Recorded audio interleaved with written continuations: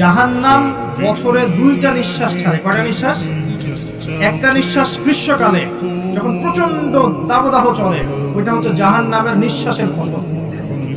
ওই প্রভাবে পৃথিবীতে এরকম দাবদাহ চলে। এই সায়েন্স বিশ্বাস করবে?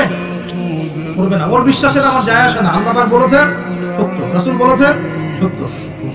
আরেকটা হচ্ছে শীতকালে যখন প্রচন্ড ঠান্ডা, তখন শীতকালে জাহান্নামের এমন একটা জায়গা আছে যেটা কিন্তু শীতল জায়গা।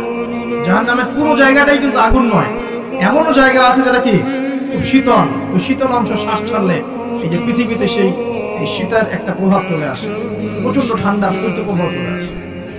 এটা হয়তো অনেকে বিশ্বাস করবে না, মনে করবে যে ধর্মান্ধ কথাবার্তা। হাদিসে আছে নবী সাল্লাল্লাহু আলাইহি ওয়াসাল্লাম বলেছেন, কে সত্যবাদী?